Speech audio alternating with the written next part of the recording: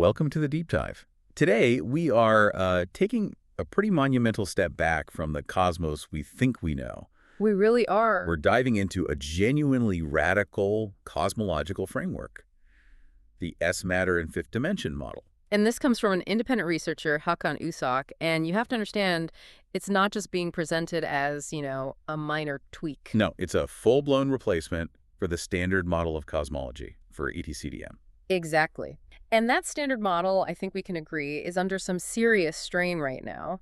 Critics of it and proponents of this new framework say that cosmology is stuck in what they call an epicycle phase. Right, just adding more and more complex patches to make the theory fit the data. Patches like dark matter and dark energy. This S-matter framework, well, it aims to just sweep all that away and unify everything under one much simpler conceptual roof. So our mission for this deep dive is to track the intellectual journey of this framework. We want to show you how it evolved from, let's say, a purer concept into something approaching hard science. And we have the sources to do it. We've got everything from the very first conceptual notes, what we're calling the original theoretical framework, all the way up to the latest formal document, the Enhanced Revision 17.5. It's a fascinating evolution. You can think of the original as like the speculative blueprint for a scientific skyscraper.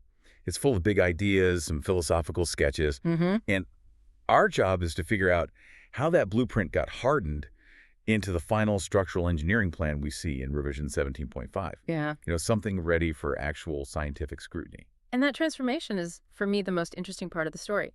The original documents were so wide-ranging, so exploratory, almost philosophical in places. Because revision 17.5 is laser-focused, it's rigorous, it's highly defensive. It is. It feels like it intentionally stripped away all the abstract aesthetic stuff to rely only on formalized math, symbolic logic, and, most importantly, on specific quantifiable predictions. Okay, so let's unpack that transformation. There's the start of the foundation, right? The monistic topology. If you're used to thinking of our 4D universe, 3 dimensions of space plus time as, the whole show, this framework just flips that on its head. It really does.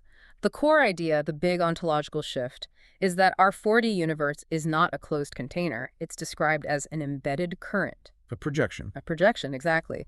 It flows from a higher, timeless, and non-geometric 5D substrate. Think of it like this. The 5D domain is a supercomputer running a simulation. Our 4D universe is just what's being rendered on the screen. And this 5D substrate, what's it made of? It contains something called S-energy, and we need to be really careful with that definition. Right. It's not energy in the normal sense, which is quantized and follows quantum rules. S-energy is described as a non-quantized metafield. It's the primordial stuff that existence is made from. So it's pre-quantum mechanics? Precisely. It doesn't obey those rules yet.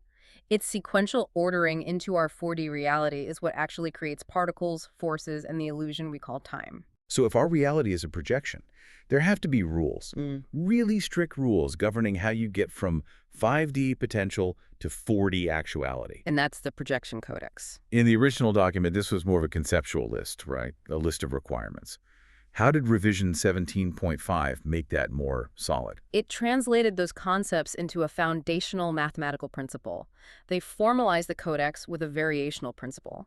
It's very similar to the principle of least action from classical physics, but it's not applied to energy. It's applied to complexity. Right. The derivation is complexity ds equals 0.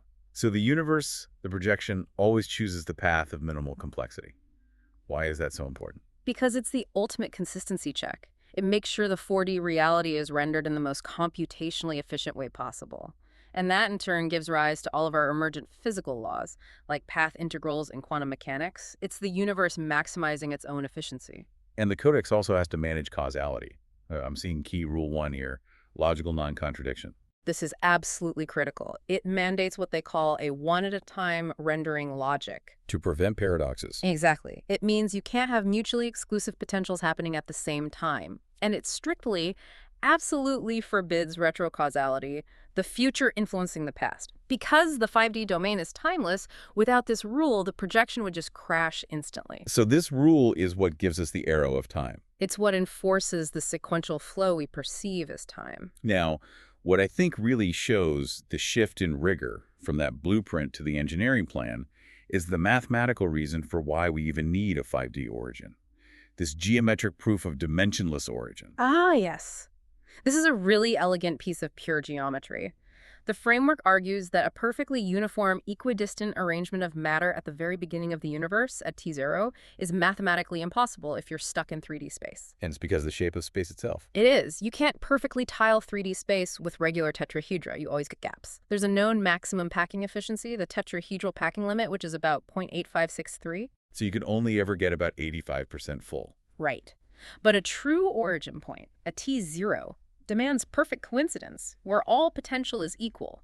A purely 3D origin is therefore geometrically forbidden. So the framework says this impossibility forces the origin into a 5D domain, which can have perfect ontological coincidence, where the packing is 100% and entropy is 0. Precisely. And the universe we see is just the result of that unavoidable transition, the change in entropy as that perfect 5D state starts projecting down into our constrained 4D world. That initial entropic shift is what drives cosmic expansion. Okay, so let's move on to how this universe keeps itself going. Instead of a big bang and then an eventual heat death, we have this matter transformation cycle. Yeah, or dimensional flow. It's this idea that the universe can exist in a perpetual dynamic equilibrium. It's always renewing itself. Which means it has to have a two-way energy exchange with that 5D substrate. A bidirectional flow, yes. It completely replaces the old ideas of creation and destruction with just flow. And the first part of that flow is permeation, the inflow. Permeation is this continuous, very gradual inflow of S energy from the 5D domain into our 4D world. It happens mostly in the least dense places, the huge cosmic voids. And this inflow manifests as what? Two things, primarily. Sparse hydrogen regeneration, so new matter, and the metric stretching that we see as cosmic expansion.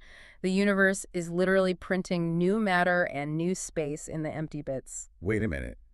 Proposing that new matter is constantly being created, doesn't that just fly in the face of the most basic conservation laws we have? That is the critical challenge, and the model addresses it by redefining the system. The conservation of mass energy that we know and love applies to a closed 4D system. But this model says our universe isn't a closed system. Exactly. S energy is flowing into the 4D projection from the 5D source, so the overall 5D 4D system remains conserved.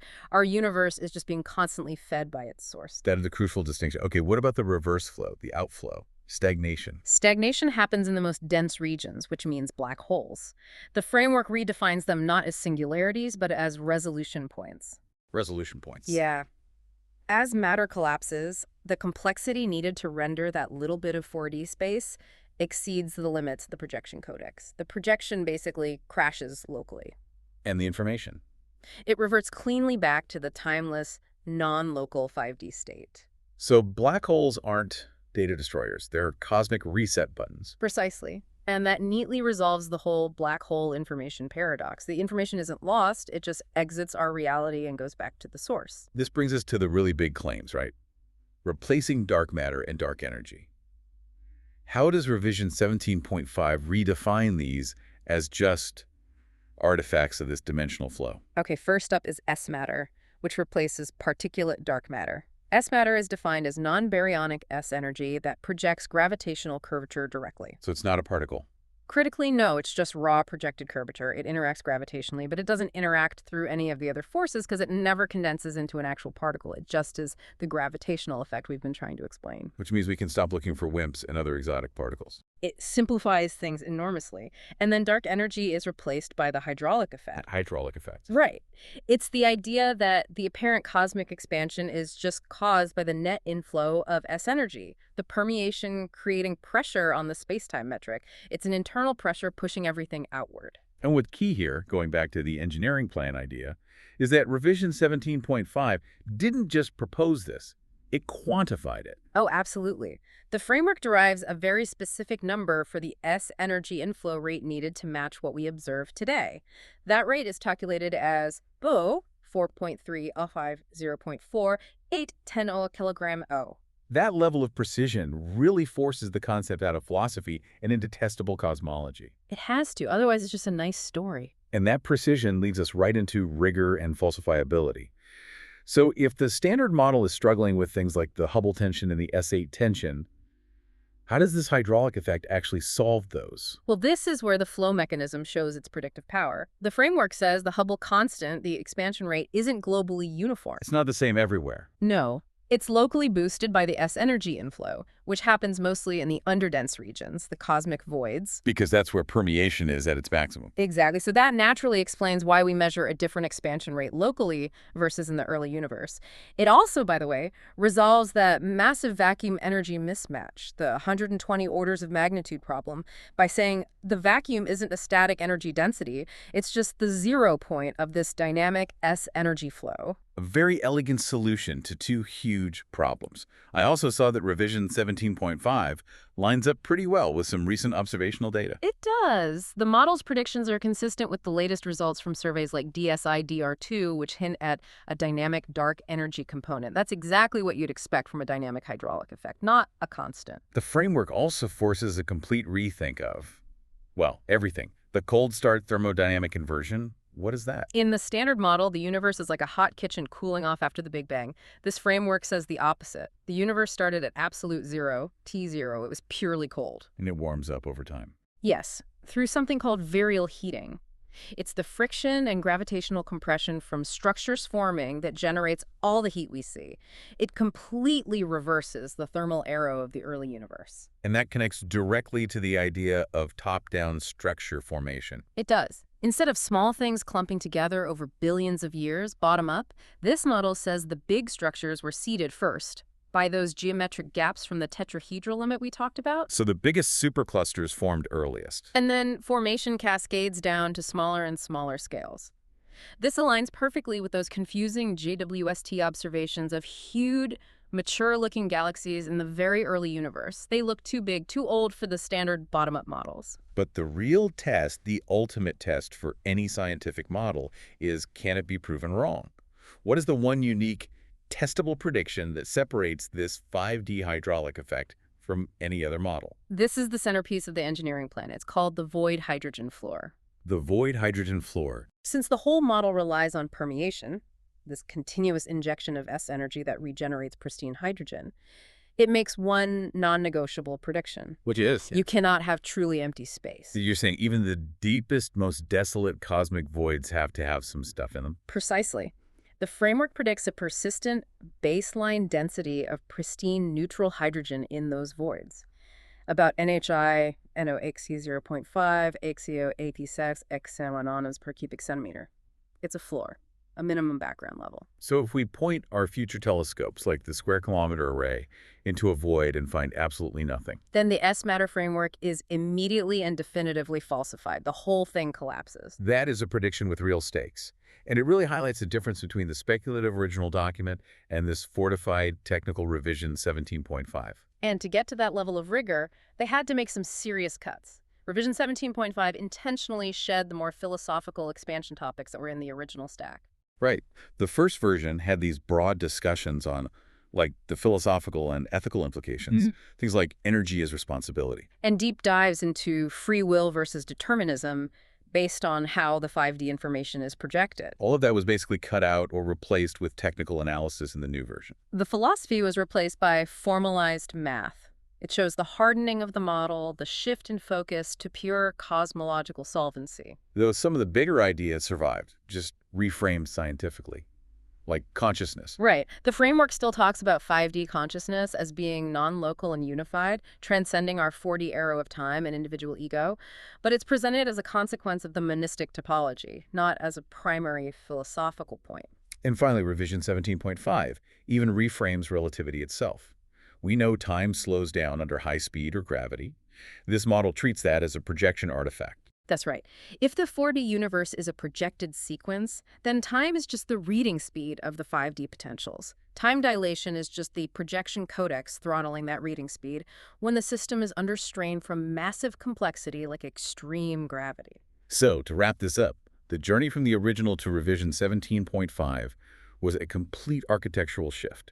It replaced speculation with a self-consistent physical model. A model built on quantitative predictions, foundational proofs like the tetrahedral limit, and very specific, high-stakes, falsifiable tests. Most notably, that void hydrogen floor. At the end of the day, the result is a unified, self-renewing, and non-singular view of the cosmos that offers potential answers to pretty much every major tension facing the standard model today. And that's where we'll leave you, with one last provocative thought drawn from this whole structure. While this S-matter model says that backward time travel is an absolute impossibility. It's statistically forbidden. Reversing the entropic gradient would be like unscrambling an egg across the entire cosmos. The codex won't allow it. But it does leave one other conceptual door open for humanity. It does. Revision 17.5 proposes that effective faster-than-light, or FTL, travel remains a theoretical possibility. How? Through controlled 5D shortcuts. The theory is that by leveraging the natural permeation points in deep cosmic voids, which are literally entry points to the 5D substrate, you could move by momentarily accessing that 5D coincidence. You'd be editing the projection. Effectively, yes. Bridging vast distances without actually traveling through them in 4D space and without violating causality. The solution to interstellar travel might not be about pushing mass faster, but about finding the universe's service entrances.